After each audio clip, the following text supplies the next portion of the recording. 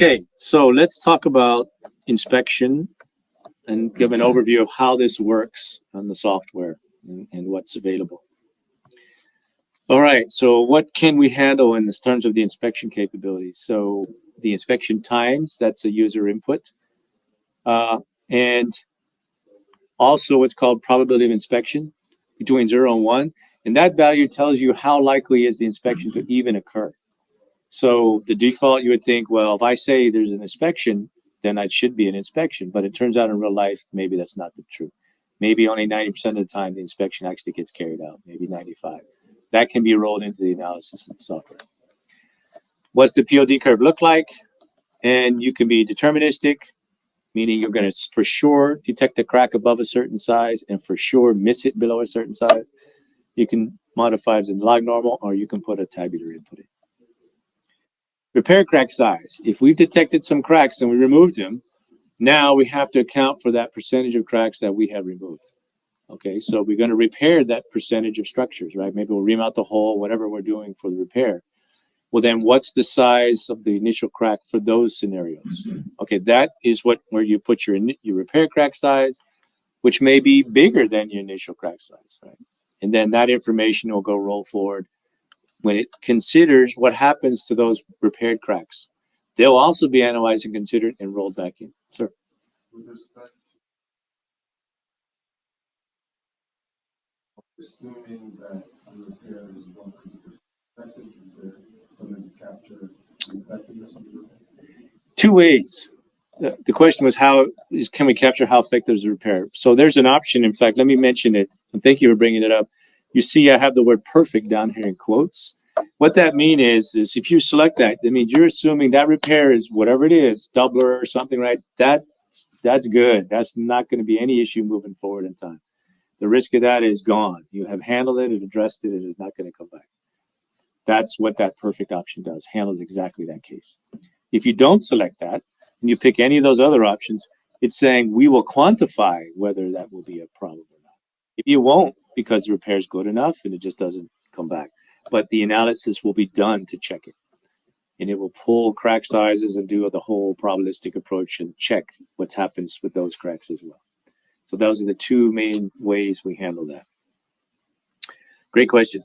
So how does this work? All right, so the crack size is passed to a POD curve, which is going to tell us what's the probability of detecting that crack that we saw, right? And then you can use a random number generator to see if you detect it or not. So that's in a nutshell, a high-level overview of how this works.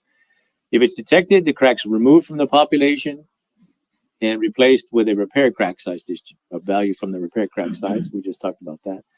And then, and we just mentioned this, the risk of all the replaced cracks is then computed using what we call a branch. So if you run analysis, I'll do it here in a minute, you'll see the initial analysis happens, and then there'll be a branch 1 that happens and a branch 2, depending on how many inspections you have.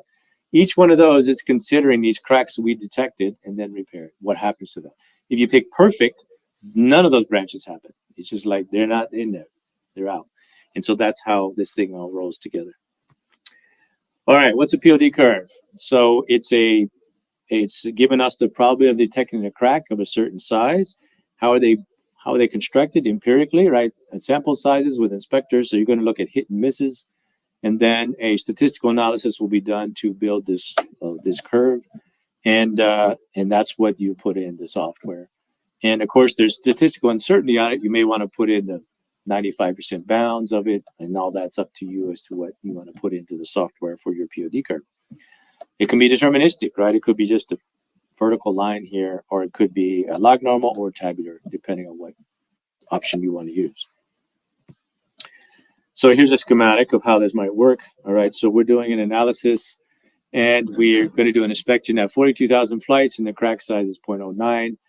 For this particular POD, for a 0.09 crack, there's a 35% chance of detecting that crack, right? So 35% of the time it'll be detected, removed. 65% of the time it won't, and it'll just keep going, whatever size it had. Okay. Obviously, a bigger crack is going to have a much higher probability of detection. It would be at 90% if the crack was at this size. Okay. So that kind of information is repeated, obviously, many times because of the statistical nature of the whole approach, and rolled together because some percentage of the time, even this size crack will be detected, but some of the percentage of the time it won't. All of that is incorporated into the computations. What's this probability of inspection? So I'm going to confess to you, when I came to the project, obviously a few years ago now, quite a few years ago, I never even knew this existed. But then working with people in the practice say, well, you have to have this variable because the inspection may not happen. Okay, so you put in a number, maybe it's 90%.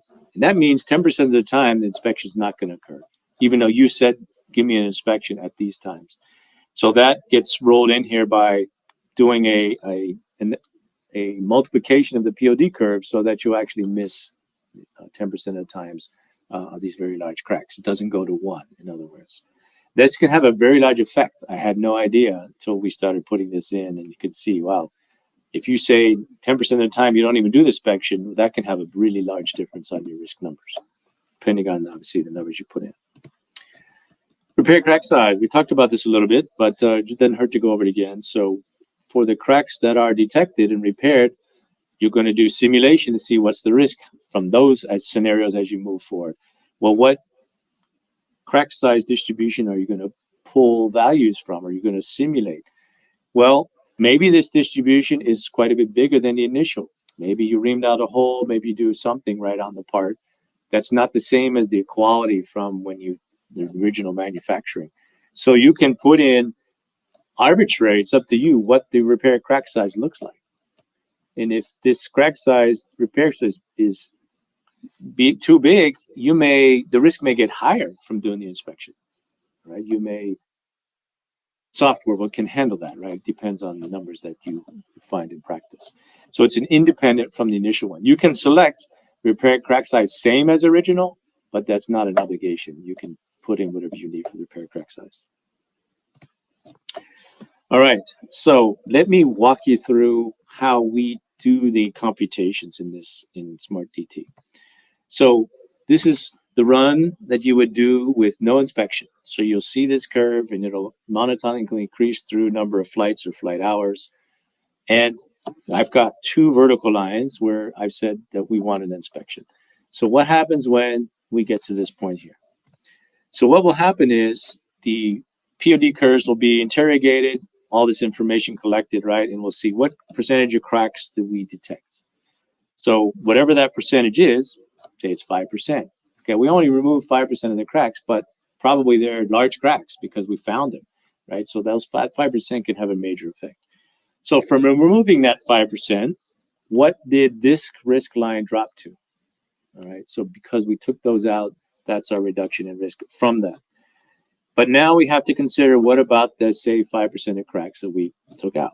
What happens to those?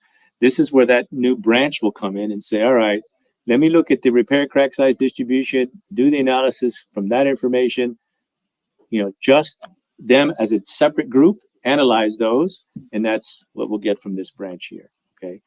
Now what we do is take a weighted combination of those 2 branches. Maybe it's 95% of this one, 5% of this one, and we'll get the effect of the inspection.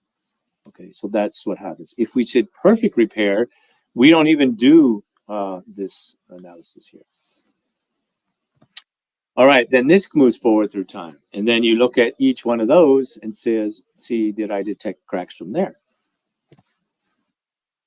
Okay, and then you remove some percentage, that drops to here. This one drops to here. And then, of course, we do another branch to analyze what's the effect of the percentage cracks we pulled from and detected from both of these 2 scenarios. They go into this 3rd branch, and then we bring that together to see what's the result there. So this is called the weighted branch integration method that we developed for this program to handle inspection process and give us an opportunity to have independent inspections, or should say repair crack sizes, because to try to combine this into one analysis is very complicated and the numerics get very challenging. By splitting it into a number of independent runs, it becomes easier to do the analysis and bring all this together. Mm-hmm. Is that No, it'll be figured out as you go because it will know what percentage of cracks were detected each time. And that's how you get the weighted sum. It will know how to do the weights. by how many cracks were So the detected. weights are defined through the procedure. Yes, that's a very good way of saying it. Now, I mentioned and before, back there earlier on, how the whole software works. And we have a GUI. That GUI writes an input file, and you get to see it. It's actually shown right here in the GUI. This is the text file that gets fed to the engine. If you wanted to script the engine, you would just provide this file and all this information to the engine, and you wrap it with whatever language you like. Just say, here's my input file, go run basically, and it will take this information and do all the computations. So that is it's showing you the intermediate step by this file here. And it's useful sometimes to read it and see, what is the numbers that I thought in there and so forth, right? And then it takes this, the engine runs and feeds the results back to the interface down here and shows you, okay, I'm doing Monte Carlo here with, it looks like 100,000 samples. Okay, finished branch 1, which is no inspections. And then it says, okay, I've done one repair and it's going to do in 40,000 samples, and it does the computations on this branch and so forth for as you keep going. So you can already be thinking, all right, if I did 25 different inspections, I have to have 25 additional branches. So my computation time is definitely going to go up because I'm adding all those branches. Okay, that's the price to pay with this nice, clean approach that's very flexible for what you do at each inspection. All right. So that's why the runtime will go up with the number of inspections. Now, if you do perfect repair, that's not true. It won't do it doesn't need any different branches, and you just have one branch and you're done. Okay, but perfect repair may be unconservative because some of those repair cracks may cause damage in the future, and you may want to grow those and see what did they cause damage. So that's what you have to weigh the consideration. Now, if you pick the adaptive multiple importance sampling, AMIS, that method is so efficient that adding these other branches for the inspection costs almost nothing. Like you won't even see it. All right. So just to let you know, and you should try it yourself. When you go to AMIS, having all these additional branches for inspections are almost in a noise. They're so fast. The software has such a rich information of the problem by the time it hits the inspections and repairs that it can eat through those very quickly and still ensure the good accuracy. So it's really not much of an issue if you don't use Monte Carlo and use AMIS. All right, so what's left to do, what's coming? So one of the things we're working on is called optimized inspections. So what is that? Now, for example, you may say, okay, I have several different inspection scenarios that I could apply. They did have different sensitivities, but they have different costs. Maybe I have something that's far more accurate or sensitive to detecting cracks, but cost 50 times what a visual costs. Maybe I have a eddy current probe that's not as good as the automated, but it's only 10 times as expensive as a visual, right? Which one should I use? Well, what is the goal? Well, one of the goals typically is let's keep our risk below a certain level, say 10 to the minus 7. Okay, so put that constraint on the problem. And then ask the software, okay, tell me which inspections I should do. And it would consider not only when to do the inspections, but which type to do. So we'll consider this mix of any of these three methods at any of the times through here. Except at the resolution that you put in the input file, like every 1,000 flights or 1,000 hours. So it'll stay on those increments, but obviously you could change that if you wanted a finer increment. And so that's also possible. So what came out of doing here's this particular example problem. It says do a visual at 10,000, do an automated bolt hole at 12,000, do a visual at 16,000, and the sliding probe at 17 and 20,000. This is what it looks like, the results. And with that, you see this line here showing that this is the minimum cost of the inspection scenarios of all the possibilities that kept the risk below 10 to the minus 7. Okay, so you put in your risk level, you put in this information. Probably the version we have coming out first, we'll have it limited to probably 3 scenarios, just because the number of combinations just goes up, can be quite high. So it's probably going to be limited to that. And we'll see how we open that up in the future on it. So that's an example of the optimized inspection that should be coming out this fall. and that'll be on the website when we have it fully developed and verified. I do want to give a shout out to Juan on Wednesday. It's going to give a talk, fleet management considering inspection schedule optimization. So in the talk he's going to do, we have simulated this. You see, we actually did this analysis, but we called SMART through a script because we wanted to try different optimization schemes and approaches externally because we could obviously do that quicker, and then just call SMART DT in a loop when we needed to. And we controlled all the rest of the parameters outside, and we would construct the .dat file, call the engine, get results back, make a new .dat file, call the engine, get that back, and that was all controlled through MATLAB, right? So we did that for our own benefit for exploring. And now, of course, that's nice, flexible, but not as efficient. So now we're moving that logic into the actual executable, so it'll be much, much more efficient to do the same analysis. All right, so inspection repair can be simulated at any number of flights. POD curve can be deterministic, log normal, or tabular. And there's a whole library of different POD curves in there. You can have arbitrary repair crack size, deterministic, log normal, Y-bar, or tabular. The probability is computed as a series of independent branches, and the optimized inspection schedule is coming. So I think I'm pretty good on time, so I think I can show you what we've got in terms of the software, which is, where's my DT? This one? Okay, so let's see. Let's go File, Open. And in Inspections, there's a folder called Inspection Examples, right? So there's 3 files in here: 0 inspections, 1 inspection, 2 inspections. So again, we save everything off in an SMDT file, so that's what we can see. So this one we load and see what we're using here. Okay, we're doing master curve. You can see what the curve looks like. And it looks like the residual strength curves from fracture tough and residual strength are the same because they're right on top of each other. We've got Monte Carlo sampling with 1 million samples. By the way, this is the random seed that you could change and then rerun, and you should get, it'll do different random numbers. If you leave this number the same every time, you'll get the same random numbers exactly from every time. So you can change that yourself. We've got aluminum 7075. And here's the material parameters that we're using. This is the military transport wing, rivet holes in the C-130. So this is what the initial crack size looks like. We have this extreme value distribution. It's a gumball. That's the shape, what it looks like. We don't have any inspections yet. I'll show that in the next example, and we run. Okay, there's our main branch. Okay, so that's what we get from Monte Carlo. So now we'll go back and do that problem, but now we'll put in a couple inspections. So we do that, we open. Let's put the first inspection in.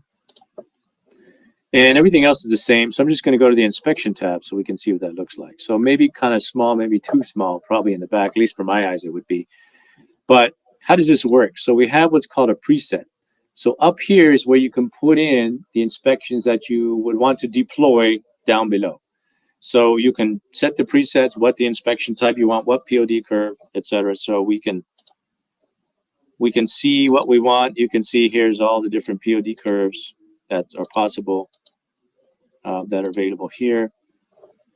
You cancel that because I don't want to change anything. And then you can deploy these presets down below. So you can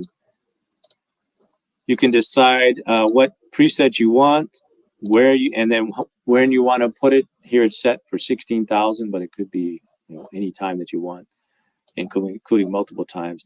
So down below, these are what the inspections you actually are going to. It actually is going to compute. Up above is where you can set your presets and then use them down below. So we go ahead and run. Now you see it's awful quick, so you couldn't really see much, but it's got 2 branches. You see the first branch, and then it's got the second branch. And then what you see on this plot is the effect of the inspection.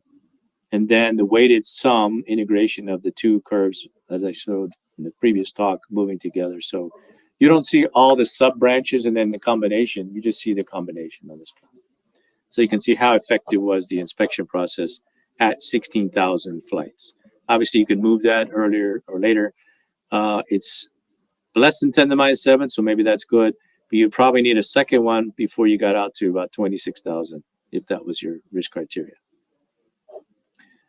Okay, so let's go look at the last example.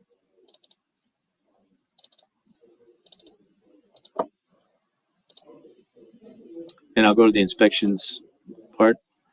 I don't know what it's doing here, but hopefully that's not going to cause a problem for us.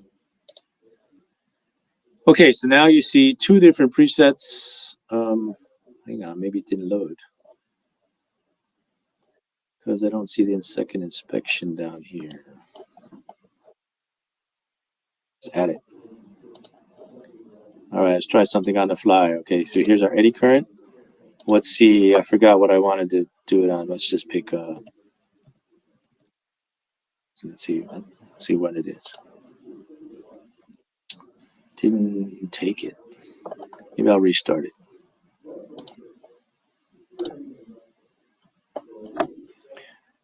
So we have it here, maybe? No. The executable.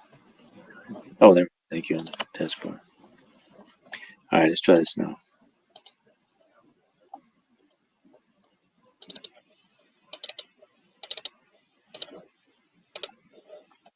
Okay, now let's check the inspections.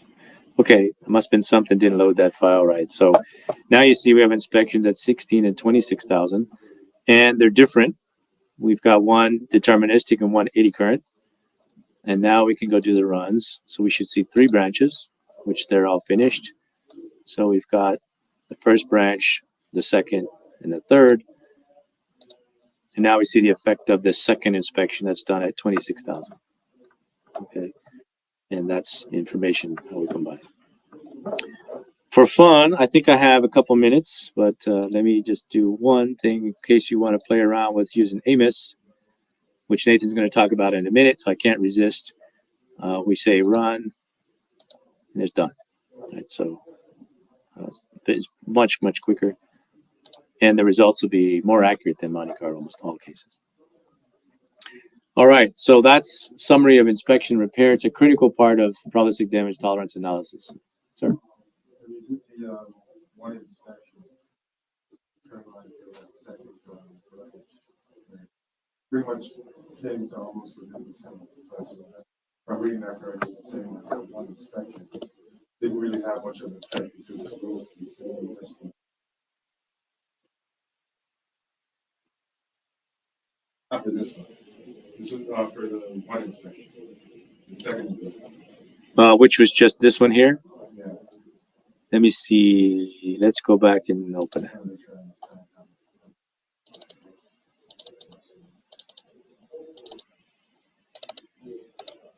Could have just deleted it from the last one. But.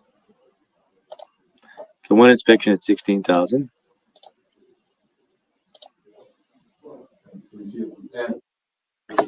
Oh, here.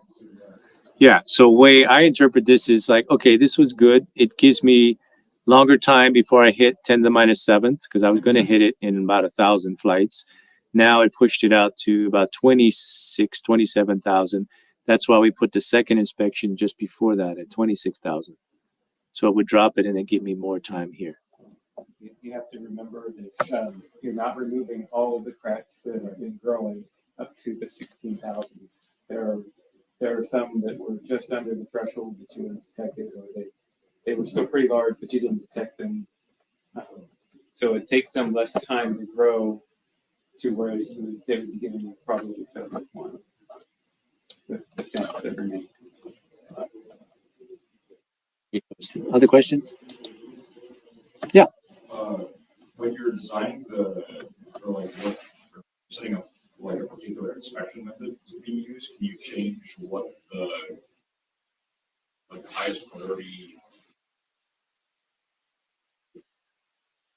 consideration would be, like whether you're saving I don't know, time or money or finding the smallest crack or something. So I guess I think it's kind of interesting where, so like on the visual inspection, like it makes like very little change to the probability of failure. And so it's, I sort of Yeah, this one, great question, but I think and how it like figures out, and sometimes it's like almost, sometimes it doesn't get there before it decides to do another inspection. well, we're using the resolution that the user input, so it's only every 1,000 when we did this example. If we did a finer resolution, then you'd see a bit smoother way to do it. But ask your original question again, because I think there was something in there. So if you want to say optimize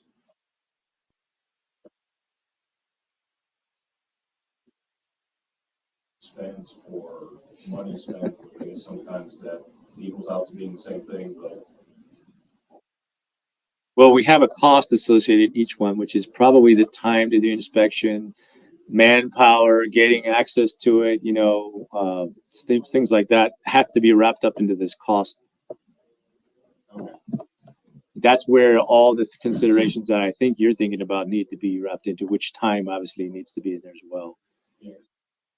So that's the way, that's our catch-all basically, is in that cost function that gets in there. I'd like to touch on that. I mean, cost is the thing that we as developers can think of or imagine people might use. And we don't have the perspective that users might who would be looking at this. So, if there are other things that you should develop here. Okay. Yeah, like to optimize, as you mentioned.